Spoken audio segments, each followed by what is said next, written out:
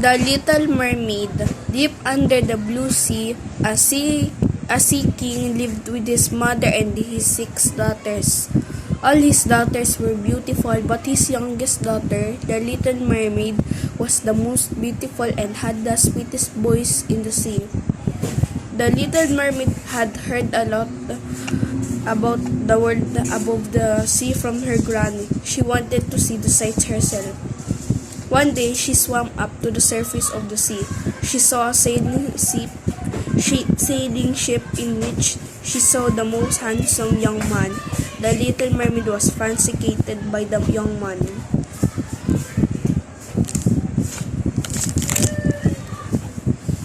Suddenly, a terrible storm blew over the sea. Thunder, lightning, and the raw sea tossed the ship.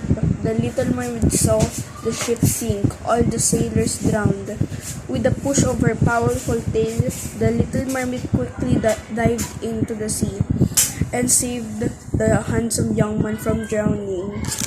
The young man was unconscious. The Little Mermaid carried him and began to swim to the shore. He must live. She sighed and laid him down on the sand, and then he slipped back to the water. After returning to the Sea Kingdom, the Little Mermaid kept thinking about the young man. She had fallen in love with him. She wished if she could have human feet. The Little Mermaid expressed her wish to a sea witch. "You know magic," she said. "You can get 2 human legs, but for this you have to sacrifice your beautiful tail and sweet voice. I'll bear to lose my beloved for my beloved." The Little Mermaid whispered. To the Little Mermaid, who had no legs, came to the shore where she met the young man, who was a prince. "Who are you? Where have you come from?" asked the prince. But the Little Mermaid had lost her voice and only smiled in reply. Taking pity on his beautiful girl, the prince took her to his palace.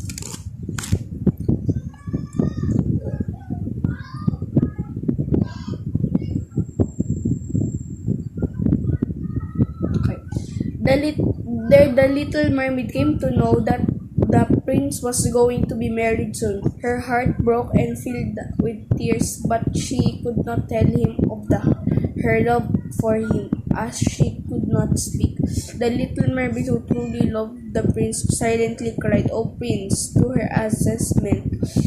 Her voice echoed with the twinkling of stars. The young prince recognized the girl who saved his life. They got married and lived happily and joyfully later.